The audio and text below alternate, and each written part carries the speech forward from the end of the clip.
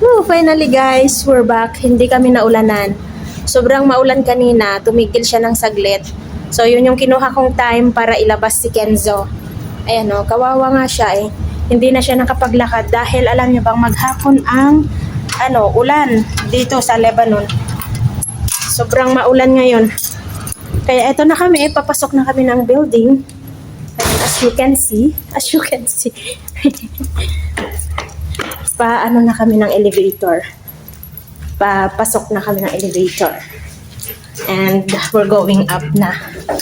Kasi ng oras ngayon, 10:30 na yata. I think 10:30. Yes. Ay na, chat. 9. Magte-10 pa lang. So ito na kami, nasa elevator na. And going up kami sa aming floor. Buti na lang kamo, walang ulan. Di kami naulanan. May pumapatak-patak na siya konti, pero pa isa-isa. So, binilisan talaga naming naglakad. Buti na lang nakisama si Kenzo. Dumumi din siya agad. So, yun lang guys. For now, dito na kami. Magpabukas na ako ng pintuan. Oops, yung susi natin, baby.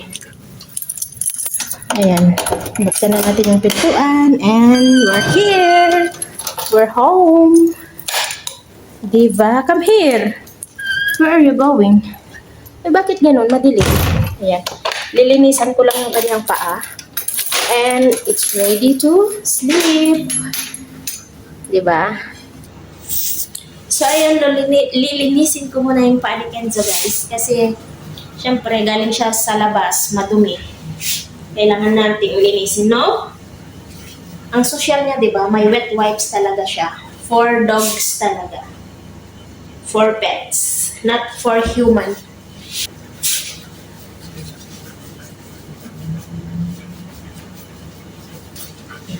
Kasi nabasa siya, so kailangan natin siyang i-dry. And of course, hindi siya matutulog hanggat hindi siya nagtututbrush ng kanyang teeth. Kaya, toothbrush muna natin siya. Okay? O diba, buti pa si Kenzo nagtututbrush. Pero ikaw, hindi ka nagtututbrush. O, diba? Ang galing-galing niya. Behave.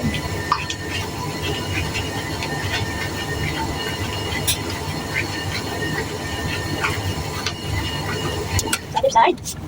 O. Very good.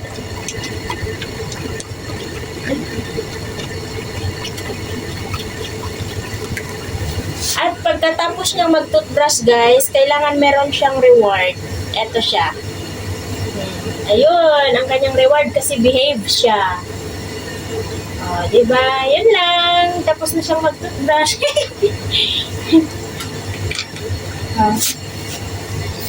Mag-toothbrush and it's time to go to bed. Yala, go to your bed na. Good boy. Go inside. It's time to sleep. Ayan, good night.